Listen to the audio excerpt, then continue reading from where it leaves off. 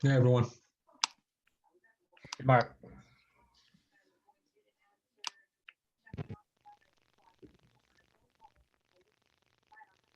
All right, you're on. Thank you. Okay, I will call this meeting of the Durham Board of Selectmen on December 8th, 2020 to order. We are still living in a virtual world, which means we need to do an actual roll call of members so that we can confirm that all members can be heard. And as we started a couple weeks ago, if you are speaking, we do ask that you turn your camera on. And I'm talking to board members. I'm not the public. If you want to turn your camera on, great. If you don't, that's fine too. Okay, so Rob Ponto, Here. Rich George, Here. Todd Bollier, Here. Mark Farren, Here. and I'm Kevin Netto, and I'm here as well. Okay, all 5 members are here.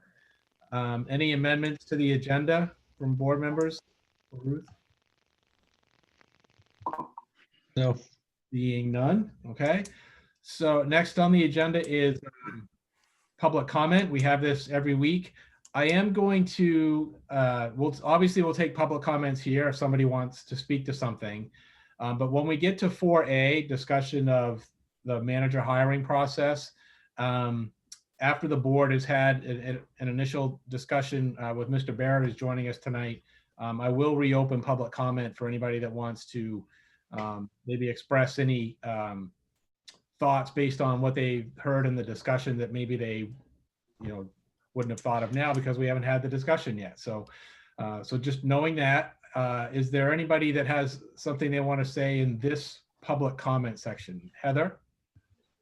Yep. Hi, my name's Heather Roy. I live on Hollowell Road.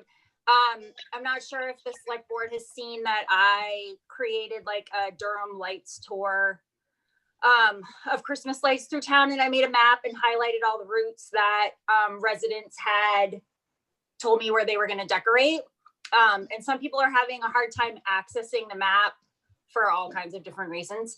And I'm wondering if it's okay if I print off the map and bring it to the town office, if I can make copies or they can make copies so that people would have that as an option to go there to pick them up. Anybody have an objection to that?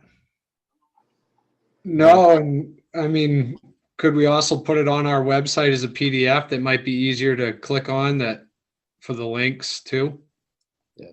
Don't see why not. Is that all right, Ruth? I'm for that too, but I know in the past when we've tried to do some things on the website for other organizations, we've kind of stayed away from that because of concerns about it not being a town thing.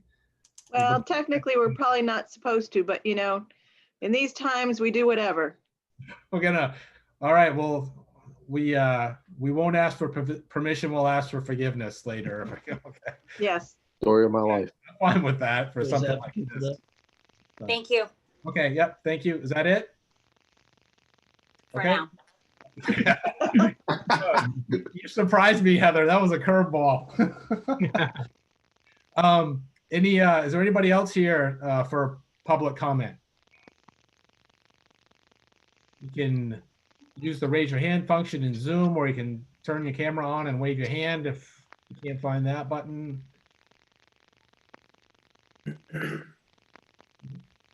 Okay, so we're going to move on then to action and discussion item 4A.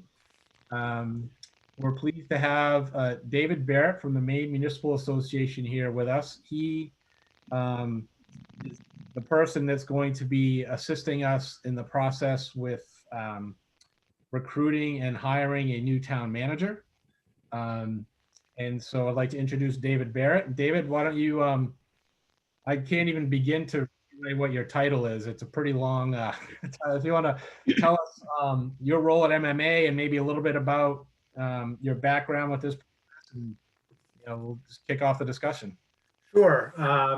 I'll do the shorthand title. I'm the Director of Personnel Services, which encompasses 2 different things. I'm the Human Resource Director for the MMA staff. So we have about 112 employees, and the HR department, of which there are 2.5 people, is my jurisdiction. And we take care of all the internal HR functions, payroll, hiring, employee benefits, the whole, everything an HR department does. But the other half of our work is service to directly to our membership. So we do a lot of question and answer and training and things like that. In the fee for service world, I do these executive searches for town and city manager recruitment processes, but I also represent a whole bunch of communities doing their labor negotiations. So the town council or the board of selectmen retains me to represent them as they do labor negotiations with their organized employees. So I really have two different universes where I'm working, in the office and out of the office. I've been with Maine Municipal Association since January of 1985. Been doing these searches the whole time. We probably do on average, maybe 6, 8, 10 a year, depending on demand and my availability to do them. So it's something that Maine Municipal Association has been doing for a long time. The last couple of years have been very active in this area. I'm not sure quite why. Part of it is Maine's inherent aging population, and so a lot of managers are retiring and looking to go somewhere else to spend their retirement years. So that's driven some of it. But it's been a pretty challenging last 4 or 5 years, and I think some people have burned out and are moving on to something else. So it's been a bit busy over the last few years, but this is something we do quite a bit of. I currently have 2 of these going that are relatively active and 1 that's almost done. So it's a good time. I mean, it fits into the schedule really well. As I understand it, your town manager authorization comes online sometime in April, I think is what I recall. So that would be our next regular annual town meeting, would be the first Saturday in April. Yeah. for Saturday in April. Okay. So it's good to start. I think I talked to Kevin and maybe Rob about this at some point.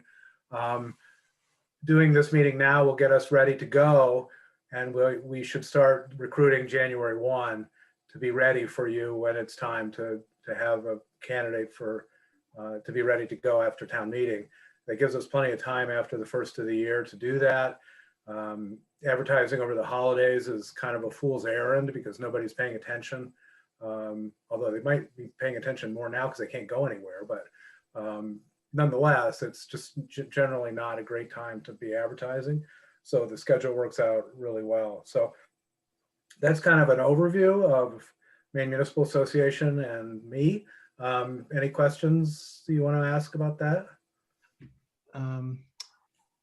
Not about that. I do have a question on the schedule that I want to start off with. I believe tonight we need to look at the I think you'll take us through the proposal briefly. I imagine we'll go through that. Well, I'll save my question for when we go through that then. So I think we need to go through the search proposal. The board needs to review the purchase of service agreement and approve that. And then I believe you wanted to jump right in to some needs assessment conversation. Yeah, I mean, since we're all here, it would save a meeting. So if, I'd be happy to go through the proposal. I encourage questions throughout. I mean, this is the basic framework, but it's your search. So it is fine if there are additional steps or other components that you want to incorporate into the search process. That's perfectly fine too. Yeah, I'm glad you said that, because I think when we were initially communicating to the town about what we thought this process was going to look like, in that first step when we talk about needs assessment, we definitely indicated and communicated that would be a fairly significant opportunity for people to provide input in that needs assessment and what they thought that qualifications and that they thought were important in a town manager and what they would like to see. And I think unfortunately, I was caught a little bit off guard, and that we only posted this meeting and your appearance here like a day or two ago. So I think we need another meeting where we can with more advanced notice, let people know, say, hey, this is, you know, when you have an opportunity to contribute your thoughts to that needs assessment process. I think we can start tonight and maybe, you know, start to put some, you know, meat on the bones, if you will, and get a start. But I do think, and I'll be interested to hear what other board members think. I do think, since we said we were going to involve the public a lot in the needs assessment phase, that we might need to allot some time, you know, a future meeting to do that. So, anybody else have any thoughts on that? Or we ought to just, we can talk about it as he goes through the search proposal. Yeah, I mean, luckily we have time to do that. I mean, if you know, if the board has already said that that's something that you want to do, I think it's important that you do that. Yeah. Both just because you said that, but also, you know, it helps the credibility of the search, and it may provide you with some insight as to what other people are thinking. Yep. And that may inform you about the strengths or weaknesses of other candidates. So I don't have any issue if what we do tonight is simply talk about the process a little bit and get going on that piece. And then if you want to figure out when to do the formal actual needs assessment, and schedule that, you know, either right after the first of the year, or again, the holidays are kind of a mess, but maybe the week in between. Yeah, we do still have one more meeting this month. I believe it's, what is it, the 22nd, whatever that might be pushing it. So it might be better to do it right after the first of the year. But. Yeah, I mean, I'm going to be out of, well, I'm scheduled to be out of town that week. Okay, now. all right. Whether that transpires or not is Right. That's anybody's bet at this point, what that looks like. But I'm totally fine with that. If Okay, all right, that's good to know. Good to okay, know. well, let me go through the proposal then. Yep. And please, you know, if you have board members, if you have questions, please do it, you know, right when I'm at something, so we can talk about it in real time. So the needs assessment is the kickoff meeting, which is an opportunity for you all to, as a board, and then obviously for citizen participation at this point, and staff as well, to sort of talk out loud about what you're looking for, what the community needs in terms of skill sets, in terms of training, special expertise, you know, looking out 3 to 5 years, what kind of things are happening or going to happen in Durham that this person's going to have to shepherd through, and what skills are necessary to make that happen. It really is an opportunity to sort of paint a picture of what the community and what the board is looking for in candidates. And that's valuable for a variety of reasons. One is it helps the board sort of build consensus on what you as a group are looking for, as opposed to each individual select person. It also helps me when I start to put an advertisement together, when I start reviewing resumes, which we'll talk about in a second, when I'm putting interview questions together. It really gets information in my hands that I will use throughout the process. So it's a fairly important meeting. It also, you know, candidates do call me and say, you know, what's the deal? What do I need to know? And I need to know something. So that helps a lot with that. Once the needs assessment is over, I'll put an advertisement together and let you look at it before it goes out. We will have discussed prior to that where you want to advertise and what choices you have, because that has a financial implication. You know, it costs money to do that.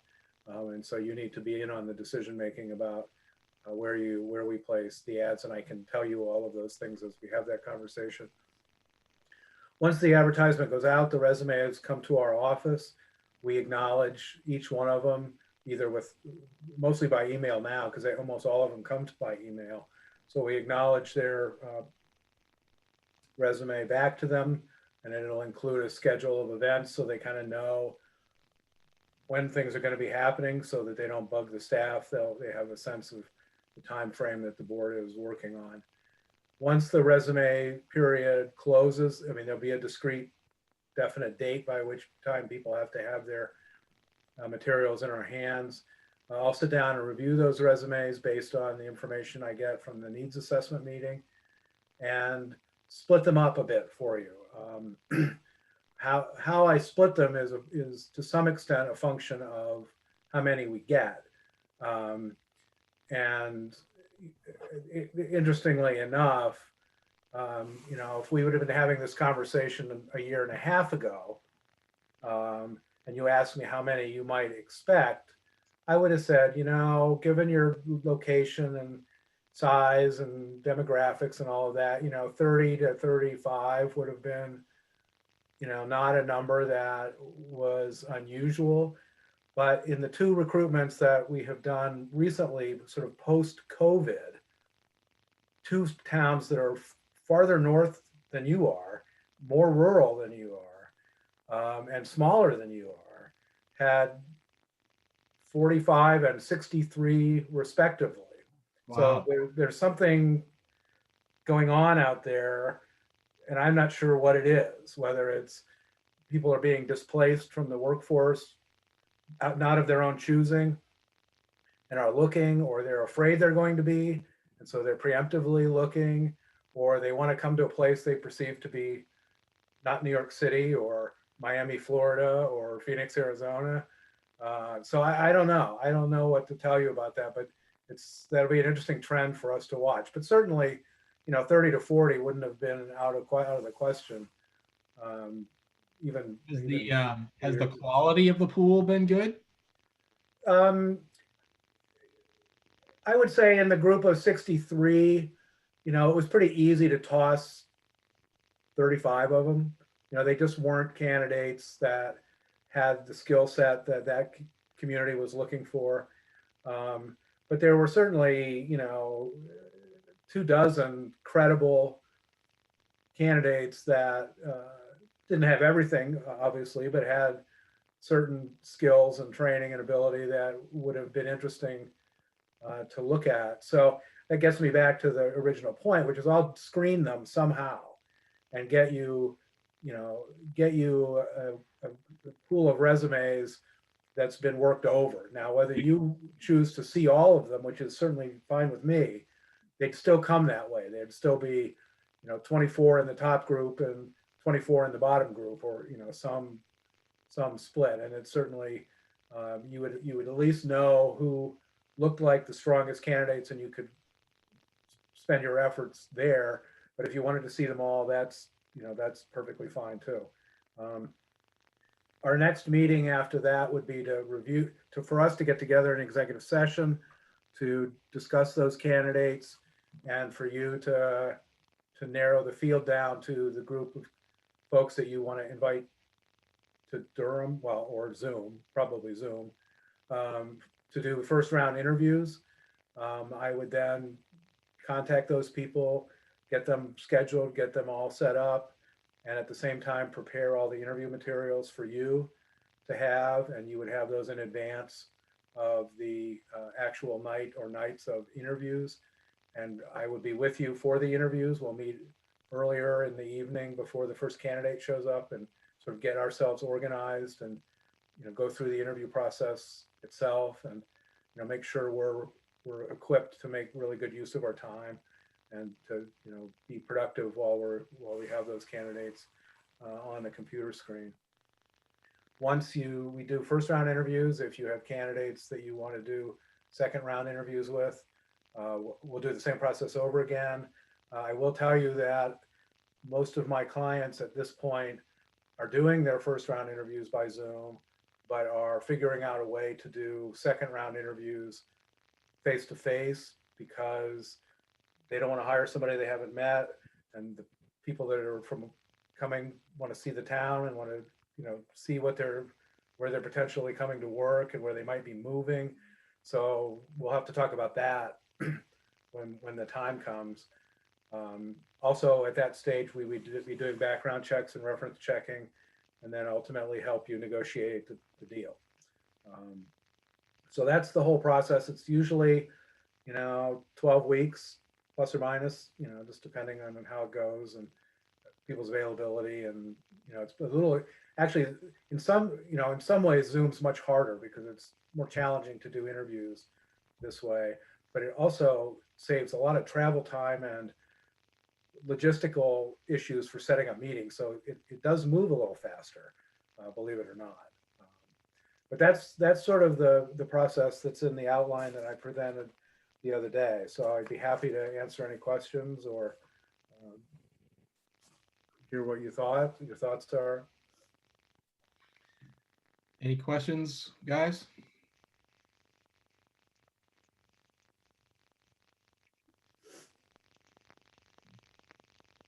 I had one, in the document, there's a couple of places where you mention, the board would want to decide what, the document says, what, if any, role like the public might play here in terms of, interviewing or screening. Is there a, I don't know, like a recommended format that, where it's not, where we do want to involve the public and have it not be just in the board, like where that's proven the most effective and the most valuable in terms of getting input, but not being so to the other end of the spectrum to kind of make the process overly cumbersome for the board. Right. I think the most, I will say, first of all, I'll say that when I started doing this 30 years ago, it was really rare that the board included anybody else other than just the board. I mean, the boards just did it. That was the way things were done. Now it's pretty rare if they don't. So there has been a real evolution in how boards view these processes and how they envision other people participating. So the most common combination would be what we've already talked about, which is at the very front end, providing, a real opportunity for people to speak up and participate in discussion for discussion purposes. And then the next place for other people to participate is most often when the board has narrowed the field down to finalists, so that people who are asked to participate, be they citizens, be they staff members, be they, board chairs or the school superintendent, whoever it is, they're being asked to use their time with candidates that the board is serious with, not with this greater pool of people who may or may not be somebody that the board even ever considers again. And so you're really using their time more wisely when you have candidates that the board is seriously considering. So would that be like, once the board has gone through like the first round of resume review, I guess would be, you think at that point, then the public might be involved in some sort of a screening committee to provide input on who they think should get an interview? Or I'm not sure exactly I'm following where you think they work. Normally it would be at the second interview stage. Second interview. So the board would do the resume review, because that's a lot of paper and it's a time-consuming effort for people to read 30 resumes and then discuss them and work it down to a smaller number. So typically the Board of Selectmen would do that. The board would do first round interviews by themselves. But then when you got down to 2 finalists, we would construct some kind of second interview process that included some of these other people, so that they could have a chance to meet the finalists, spend a little time with them perhaps, and then provide you some feedback as to what their impressions of the 2 final candidates were. Okay. Now, not everybody does it that way, but that would be the most common way to, if you include a whole bunch of people earlier in the process, they're spending their time with candidates that may or may not be of interest. There's a lot more work involved, and so if you have 15 more people reading resumes and doing all that stuff, it adds significantly to the process. But later on, if you have 6 or 7 new faces helping you make the decision, they're only dealing with 2 or 3 candidates. And they actually participate in the second round of interviews, like ask questions and things of that sort? They either sit with you and do it in the second interview process itself, or, for example, a couple of times I've had a town give the department heads 45 minutes as a group with the 2 finalists and just the candidate, and so that they get to ask questions without other people being, they can have a candid conversation with the candidates amongst themselves, or you take the candidate around and they spend 20 minutes with the public works director at the garage or with the police chief. And then, some time sitting with somebody else. So that's kind of how you could do it. Okay. Any other board members have thoughts on that in terms of the public input aspect of things?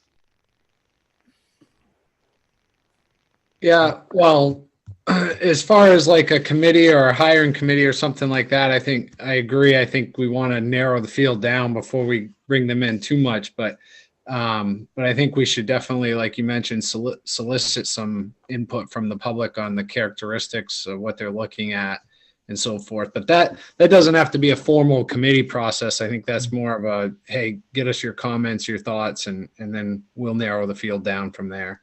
Yeah. But that's my thought.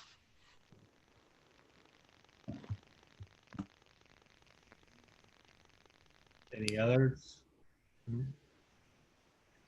Yeah, nothing on that piece of it, but question about, do you put this out nationally? Do you see a lot of out-of-state type of candidates for these type of positions, or? Yeah, we do.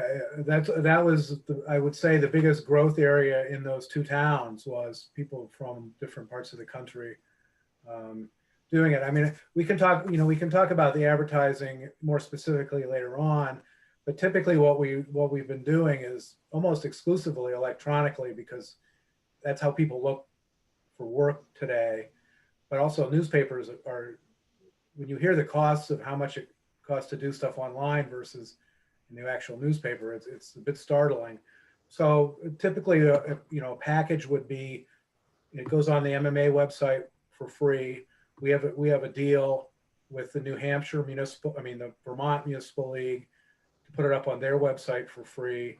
New Hampshire and Massachusetts municipal leagues are about $150 to put it up on theirs.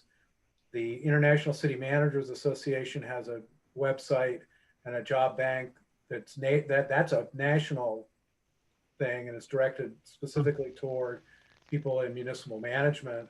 That's about a $450 thing.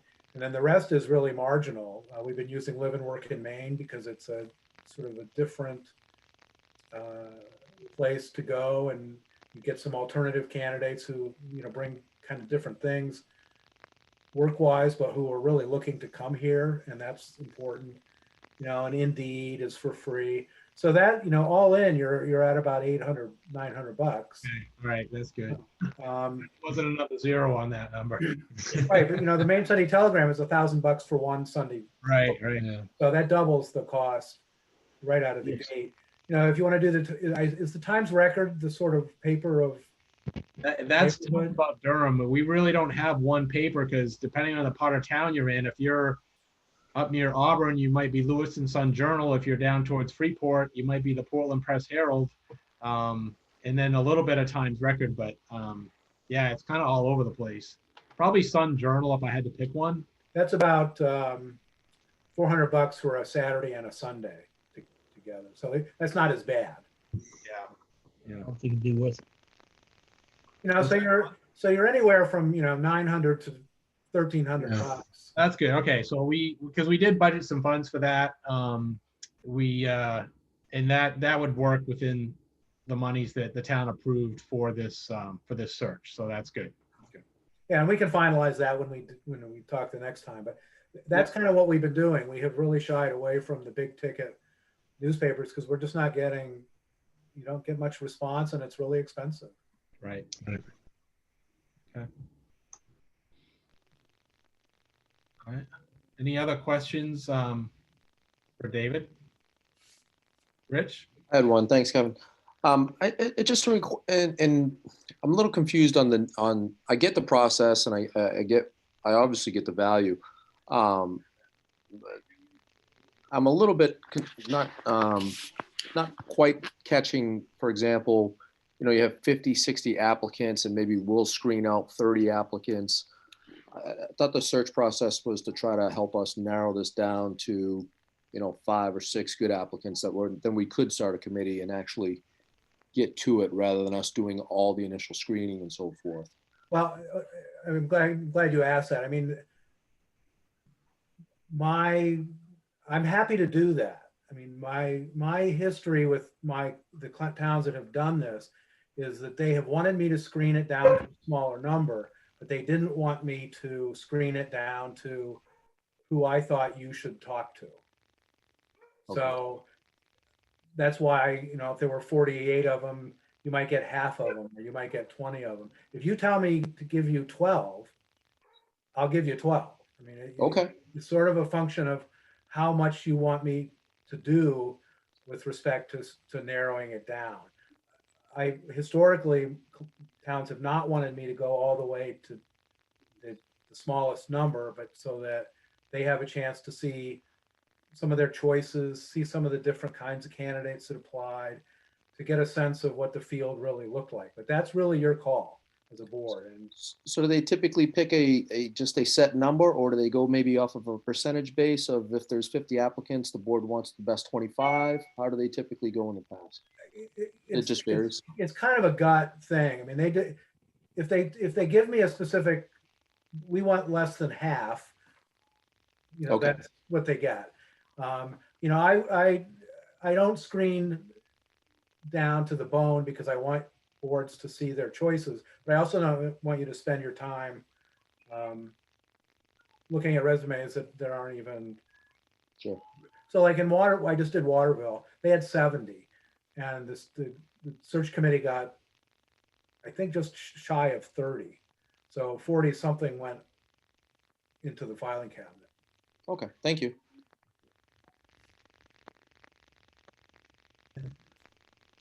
Other questions?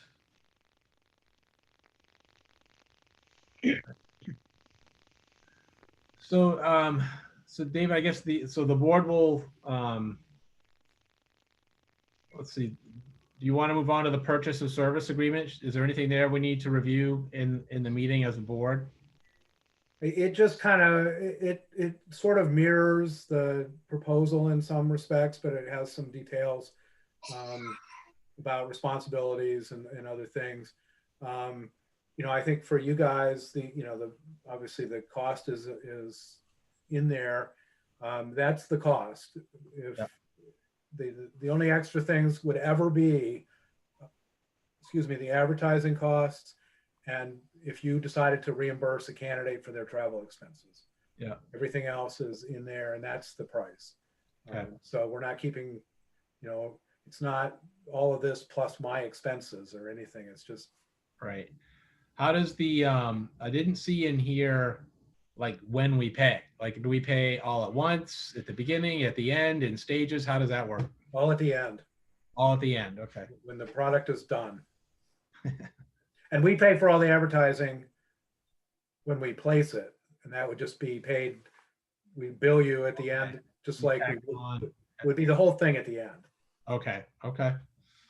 All right. We know where you are, Yeah. and you're a member, so that counts for a lot. Yeah. Okay.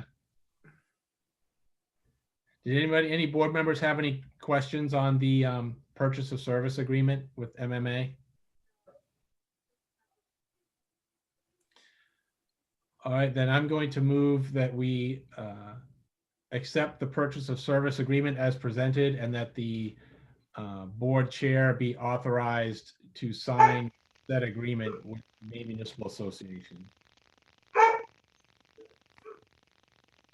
I'll second. Rob, second. Any discussion on that? No, I was just trying to find that copy, Kevin. I just wanted to glance at something real quick, but Yep, oh, I can wait. What, do you want me to put it up on the screen? that'd be even fantastic, because you know how I am with this town email. It drives me nuts. Yeah, let me find the, if I can find the share screen button. Oh, there it is.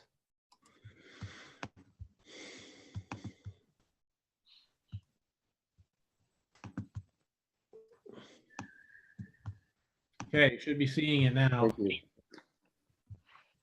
That's page 1.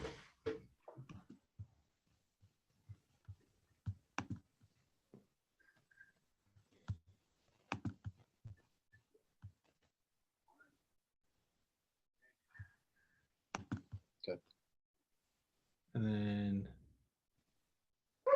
page 2.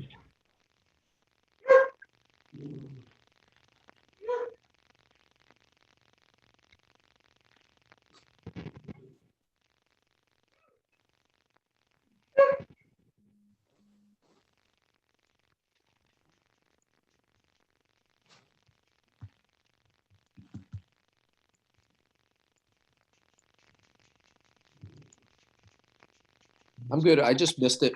Maybe it was on the first page. I was just trying to find something in regards to the, how many cracks do we get for, say, you get to the end, you find 2-3 candidates, but you can't work out a deal, or vice versa, they just elect to go somewhere else. You got to restart the process over. How long is this, or how many candidates is this good for say?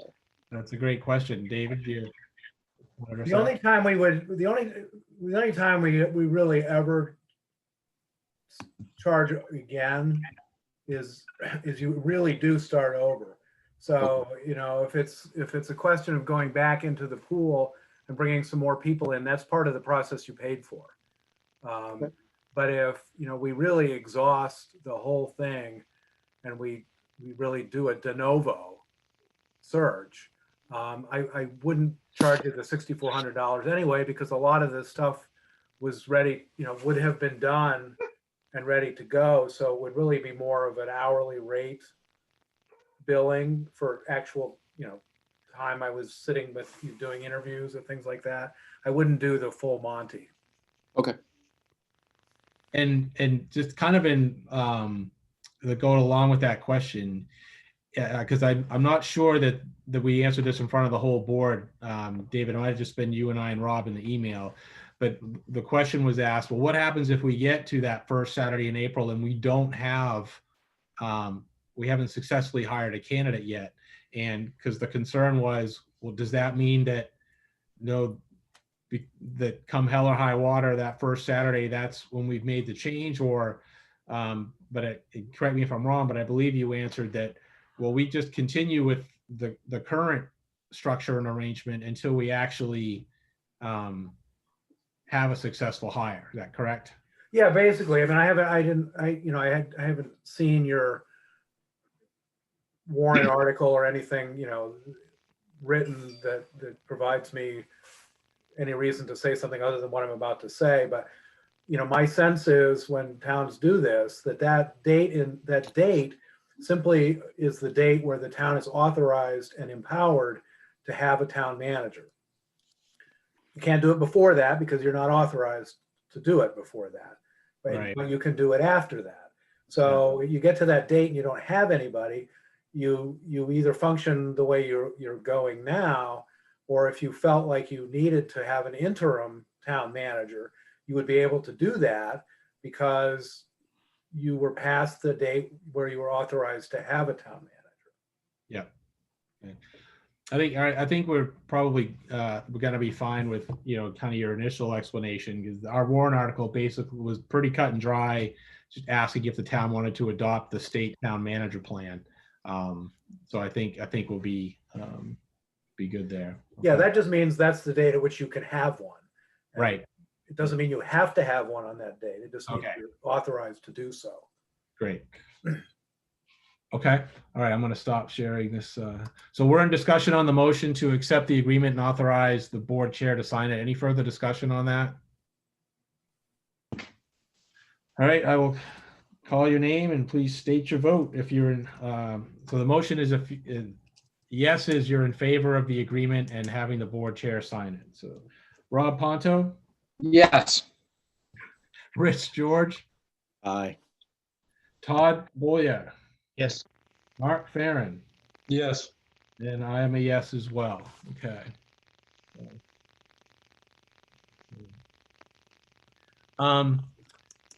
So as far as next steps, because we're already 45 minutes in. Were there any low-hanging fruit needs assessment questions, David, that would be really helpful for you to know right now? Or do you think we'd be okay kind of waiting for that, shortly after the first of the year? Let's just wait. I mean, there's a bunch of sort of demographic stuff that I can get, population, budget size, number of employees, that's just data, which Yeah. I can scare up, via you or Ruth or somebody. It's really the important stuff is the qualifications and Yeah. skills and, experience, conversation. And there's no reason to have that twice. Let's just do that Okay. one time. So everybody just does it one time. Okay, I have one question for you. Is there anything in particular we should be keeping in mind or asking ourselves, because this is an initial town manager search, like having never had a town manager before versus replacing an existing town manager? Yeah, I mean, this is not dispositive. I mean, this is not a hard and fast rule, but it's generally, if you've had a town manager for 30 years, the town understands what the manager's role is, the board understands what the manager's role is, the staff understands that. So having a candidate with prior town manager experience in that particular model isn't necessarily as important as it might be the first time out of the gate, because you got to have somebody who knows kind of what it's like to have a town manager around, Mm-hmm. as opposed to somebody who's coming from a totally different background. That doesn't mean they can't be successful or they wouldn't be really good at it, but that means 100% of everybody is learning at the same time, as Right. opposed to at least having one person around who has worked under the manager plan, has a kind of a feel for it. But again, that's not 100%, but that's sort of an initial off the top of my head thought, that if everybody's kind of making it up as you go along, it's a little harder sometimes to do that. Okay. All right. Any other questions for David? Then I'm going to open back up public comment. Like I said, I was going to. No. Okay. Is there anybody from the public that wants to offer any input so far? Heather? Yep. Go ahead, Heather. Thank you. Hi, Mr. Barrett. Thank you for being here. Thank you.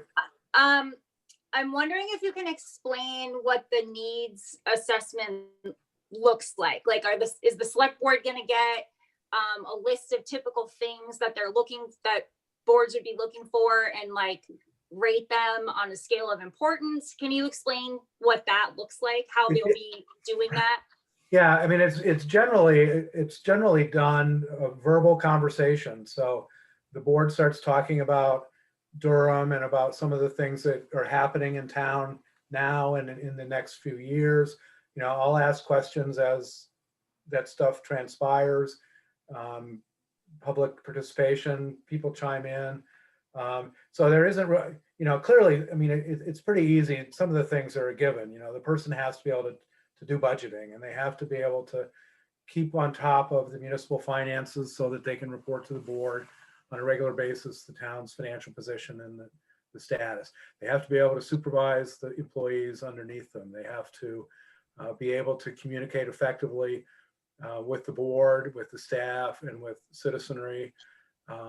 They have to be able to manage a hugely diverse portfolio of projects and things that are going on at the same time. Those are all that's what the job entails. But the specifics are what the board and the folks in town need to talk about, which is, what other jobs does this particular manager hold? Are they the road commissioner? Are they the general assistants? What do those things look like? But then beyond that, do you want the manager to do economic development? Is that a big deal, or don't you care about that? Do you have unions, and are they the labor negotiator? Are you going to hire somebody else to do that?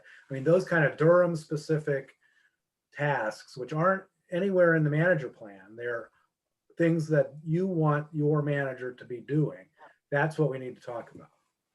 So would we establish a job description prior to, maybe that's actually a question for Kevin. Would you guys try to put together a job description prior to the needs assessment, or would that come after? I'm gonna let David answer that. You have one? Well, I take it that you don't have one. Is that? Not to my knowledge. We are at ground zero Okay, here. all right. Yeah, you can start doing that. I mean, I can send up a sample one from some other town for you to, you don't have to create things out of whole cloth. I mean, there's 200 town managers in Maine and lots of them have job descriptions. So you don't have to, do this from, ground zero.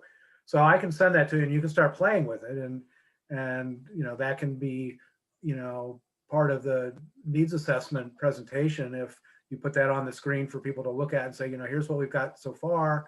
What do you think? So that people would have a starting point of, understanding that the board already put in all the financial stuff, that the budgeting and the finances and the investments and whatever it is, that's already in there. So that it's stuff that people have particular interests in or are anticipating happening here in the future that this person's going to have to deal with. Okay, thank you. I appreciate that. My other question is there any stage in the process that legally anyone other than the board should not participate in? Well, the board is entitled from the end of the needs assessment going forward. Those meetings, the board is entitled to go into executive session because you're either going to be reviewing resumes, which are privileged documents, not public documents, or you're going to be interviewing candidates, or you're going to be negotiating. So the board is entitled to be in executive session for the rest of the process, basically. But the board can always invite participants to an executive session that are authorized to participate. So for example, if the board invites 3 people to come in and help them do second interviews, they would be able to come. Okay, so like in previous hiring committees that I've been on, we sign something that says that we understand the legality around employment law, or names have been redacted, that type of thing from resumes. So there isn't a situation that would apply here because it's a municipal position that as long as the board has invited, that people wouldn't be able to participate. Right, the board is entitled to be in executive session for all of those things. And so the names of the 48 people that apply would not ever be made public in any way. But if the board wished to have other people help them do screening at some point or interviews, they could invite those people in to participate with the understanding from those people that they can't disclose any of this stuff either. Right, yep, okay. And my first question, the question that I had, Rich actually asked about what basically like the expiration date looked like, and you've answered that. So I think that's all I have for now. Thank you. Thank you. All right, thank you, Heather. And Barbara Schneider has her hand up. Hi, my recommendation is that perhaps when you set the date in January for the needs assessment, that the boards that deal with land use issues are specifically invited. For the benefit of Mr. Barrett, I serve as the chair of the Board of Appeals. And I mean, I was prepared to say, in my mind, I think it's very important that we strongly weight land use experience in this town manager position because of the development pressure I believe we are facing, and that the need for us to really have some expertise for ordinance shepherding, because we don't really have an ordinance review committee anymore, as I think I understand. So, but having some input from both the planning board, the Board of Appeals, the planner, even to have a separate perhaps workshop on needs assessment around there. So that's all I wanted to offer. That's great, but I agree wholeheartedly that that's one of the top things on the list. I don't know if there might be some value in maybe your boards getting together and developing your point of view on needs assessment, and then bring that to the larger meeting, just to keep things moving along, and then keep us from adding too many extra meetings and having our fee go up. So, yeah. Just something to consider, but we will definitely make sure that when we set that we proactively notify probably all town committees, including budget committee and any others, in addition to planning board and board of appeals. Hold on, Heather. I'll come back to you. So, Barbara, did you have any other questions or suggestions? I think she's muted now. So, No, I don't have anything else. okay, thank you. Michelle Richardson was next. Good evening, Michelle Richardson. I just had a suggestion about the plan for the committee for the interview process. It's interesting, Mr. Barrett's plan that he laid out is a little bit different. My experience has been on the school board side and a variety of hiring committees there, where we had the public input, whether it be teachers and parents and community members involved on the front end. And then sort of that second interview was really the superintendent and the board chair, the principal, to make the sort of the final recommendation to the hiring body, which seems a little bit flipped from this one, but I think it could work either way. I certainly understand. Unfortunately, we're typically not getting 70 applications for our administrator roles. So I'm a little bit jealous, but I definitely think the idea of having the hiring committee, reflect the variety and diversity across the town, right? So, when we set up these committees, we typically will say we want to make sure we have at least one or two parents, at least one or two teachers, at least, one or two board members, to make sure that the voices from all the different stakeholder groups are heard. So I would recommend a similar approach for this. I think it could be beneficial to the process. So thanks. Heather, did you have a follow-up question? It wasn't a question. I was just coming back around. I think I saw you writing down, Kevin, when he talked about the job description, and I just want to make sure that doesn't get buried or missed. I think that would be really beneficial for us to be able to see, and for you guys to be able to see, since we are starting from zero, what a job description looks like, and then tailor it to Durham's needs from there. Yeah, I think Mr. Barrett has said he'll send us a few samples of job descriptions, and I plan to ask town staff to create a section on the town website, much like we did for the recent election. It might say like town manager search process or something like that, a link to, and then as we get documents that are relevant to the search, whether it's, draft job descriptions or the schedule of the process or, upcoming meetings or whatever it is, people can go there and have access to the same public information that we do. Obviously, if Mr. Barrett said things like resumes and names of applicants and things like that are not public information, but anything else, I think putting it in a central spot that people can access would help with the whole, would help people get to the information that they're looking for. So, Thank you. okay. Barbara, your hand is still up. Did you have a follow-up comment? Nope, hand's not up anymore. Okay, I guess she's done. Anybody else with a question or comment on this topic? Okay, then I will close the public comment period on that. And so as to-dos coming out of this, David, I think for us is to set a date in January for the needs assessment meeting, and I'll correspond with you offline on that as far as like dates that work for you and things of that sort. And then I don't want to like misquote you, but you did indicate that you would forward like some sample job descriptions? Yeah, I wrote it, I made a note, so I'll nose around. See what I can find.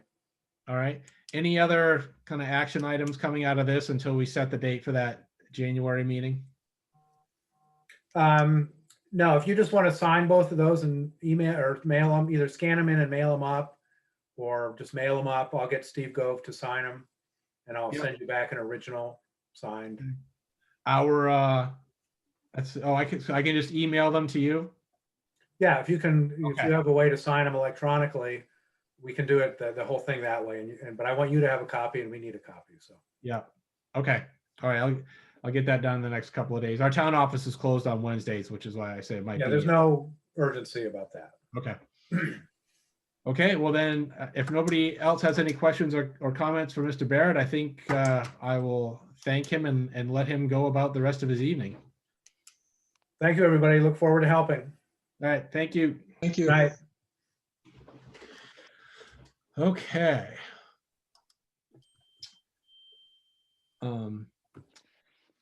Next on the, so let me find my agenda here. Budget discussion. Ruth, did you want to kick this off? I really wanted to just ask a couple of questions before we ran the last warrant of the year. We had allocated money for the Little League and the softball and the 4-H trip. And I was actually thinking about it today, and I'm wondering if it makes sense to encumber it for next year and just pay them next year and not put it in our budget. Or if you guys want to pay it, or if you want to, I don't know what you guys want to do. Has anyone asked for it? No, I look at it as items that were budgeted but not spent. And when you have a budgeted item not spent, it just goes back into the general fund or whatever undesignated, and we it gets reauthorized as part of the next year's budget. okay, Would be my take on it. okay. Anybody else have a different point of view or something I'm not thinking about? Makes sense to me. So, Sorry, go ahead, Ruth. so I assume that if they ask me for it, though, I should just pay it out. Well, No, I wouldn't be inclined to say that either. I wouldn't. do yeah, I that. wouldn't either, because I mean, there was no baseball, there was no softball, and there was no 4-H trip. So I would say no. Yeah, there was no field maintenance done or anything of that nature that took place. So. Yeah. I would say if they happen to ask for, sorry, someone's driving in. I would say if they happen to ask for it between now and then tell them to come to our meeting, our next meeting, and we'll discuss it then. I Yeah, gotta that's get- a good point. If there's a because it's A loud cat you got over there, buddy. I'm just surprised he's got a water bottle like That's what I was thinking. I thought that was a cat thing. That's a dog thing too. Oh, it is. Oh, yeah. Yeah. So, and then I was gonna do the snowmobile club, because, snowmobiles go, they're gonna be grooming trails, so I think Yeah. that Yeah. I think Yeah. that's It's payable. right. Yeah. Speaking of, was that it? Is that all you had, Ruth? yeah, that was really it. So something came to mind today that in terms of budgeting for next year, and we can think about it tonight and maybe I don't think we have to actually vote on anything we discussed, but as Ruth is building the administration budget for next year, we need to consider things like if Ruth were not hired as town manager and we were going to have a transition, what, if any, period of overlap would we like to have there? And what should we budget in terms of, we've talked about, a severance for Ruth if that town administrator position is gone and she's not selected as town manager. What does the board want to budget for severance for Ruth in that transition? So those are things we need to include in the budget for 2021. So I would just ask members to kind of be thinking about that and Or anybody have any thoughts on that? So, because I know Ruth's working on the 2021 administrative budget now, so it'll be good for her to know what to build in when we start having budget meetings. If people have thoughts they're ready to share tonight, that's fine, or we can just, is it too late if we wait till our next December meeting to discuss it, Ruth, or do you really need to know before that? Well, so far, sorry. So far I have, I think I need to cut it down from what David was talking about, but I had 10 months of the town manager and 4 months of me with sort of a transition, but I don't expect that there's going to be a 2-month transition. So I'm thinking maybe, I was thinking that the person would be hired around the beginning of March, but he's talking about 12 weeks. So you're probably talking the middle of March more than the beginning of March. Yeah, I was thinking of approximately a 30-day overlap, a 1 month overlap. Yeah. And I think what we had talked before when we were just when we originally had it on the warrant article last April, I think we were doing it for 2 months of pay and benefits as a severance package. I think is that how you remember it as well, Ruth? Is that what you? I don't remember where you got the figure from. It was just a $10,000 round figure. That's what I remember. Yeah. And if the board is, if nobody objects to that approach, we could just, at least for now, have our budget that way. Unless, but certainly if anybody has some more specific thoughts on what they think. Well, I would like to see a minimum of a 30-day overlay between the two. That's just my personal preference. I think there's definitely value there. As far as the monetary compensation, et cetera, if it's a round number like the 10, I'm good with that. Or if it's an 8-week severance package, I'm with benefits. I'm also content with that too. I think perhaps Ruth could shed some light on that too. I mean, that's, I hadn't done the math. So I'll do the math and see what the 8 weeks comes out to. Okay. See which one works better for me. Well, yeah, I know that, I mean, that's kind of an atypical approach, but on the same token, we're also looking for someone to help us out in a transition that, if their job is expiring, and, it's kind of I think both parties should at least have some type of mutual agreement. I don't think it should be dictated one way or the other.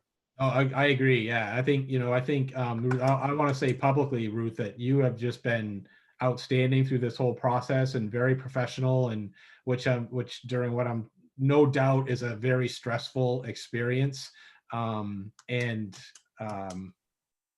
Yeah, so we however this works out, we want to make sure that you are treated properly by the town. So yeah, I would second that. So third. Okay. All right. Anything else on the budget? No.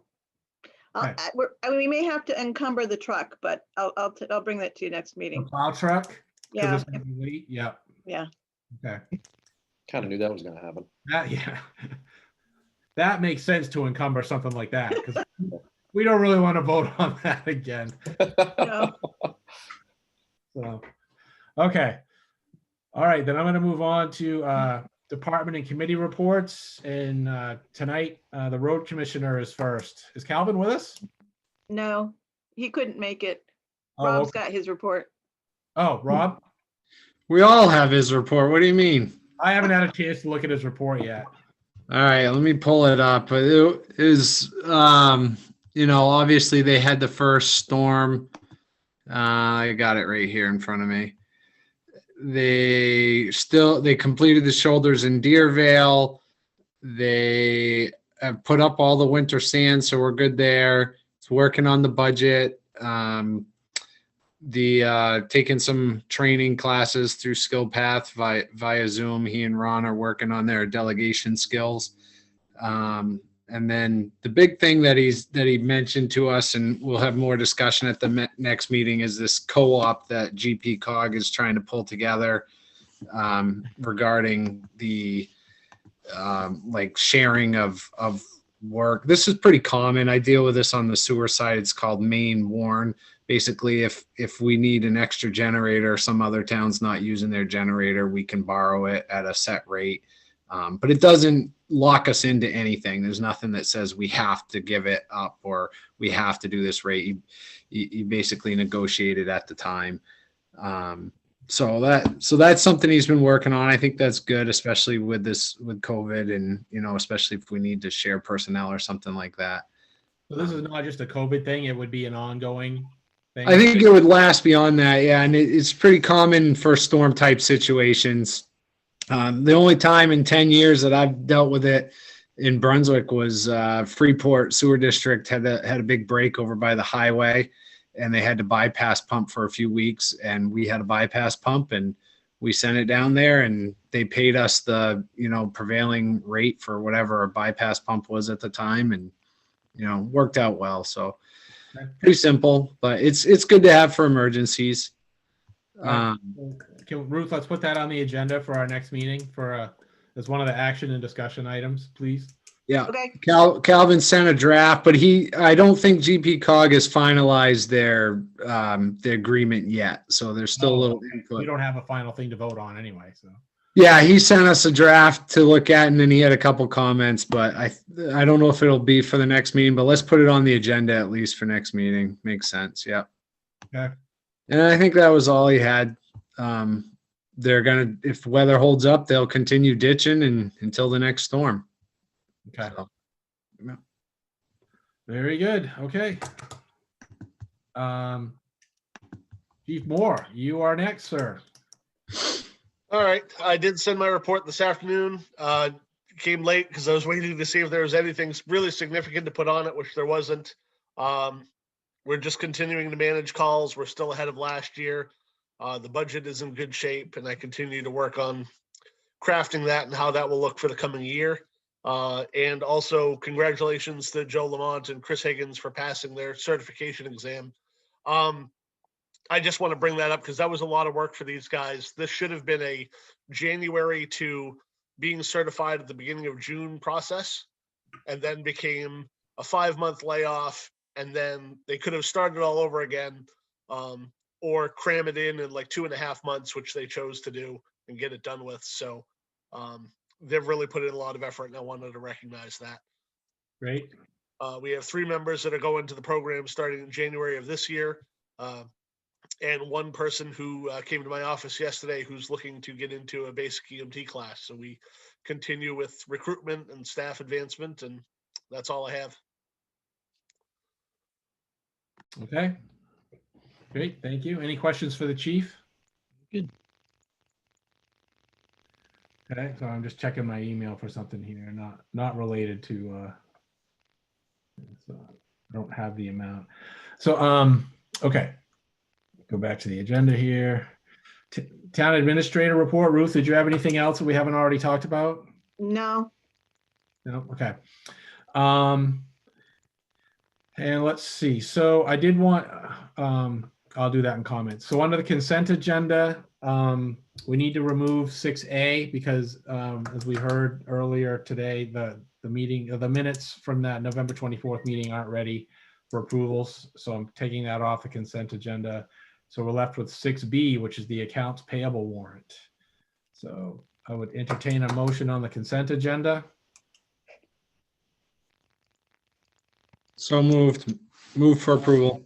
Rob moves for approval. Is there a second? I'll second it. Todd seconds. All right. State your vote when I call your name, please. Rob Ponto, Aye. Rich George, Yes. Todd Bollier, Yep. Mark Theron, Yes. and I'm a yes. All right, selectmen's comments. I want to, I'm sorry I don't have the amount here. They may not know it yet, but I want to recognize the Durham Boy Scout Troop 145, which did their annual bottle drive to support the town Giving Tree. They've been working with Becky on that. So thank you to the Boy Scouts and for their efforts in collecting bottles and doing that, that annual donation that they make. And Becky or Ruth, is there an update on the Giving Tree? Are we do we still have names that need to be, or people that need to be bought for, or where are we with that? You go, Becky. Loading video. Sorry, it's so dark. We had 2 applications, all of them, the tags got checked out. We did hear from someone today that they will be getting an application to us because we extended till the end of the week.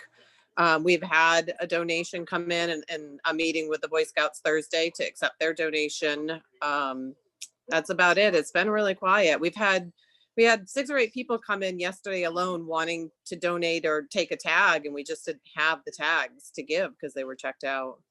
So in years past, were most of the tags from Lisbon, or or because we don't have that organization, we're not getting the tags funneled to us?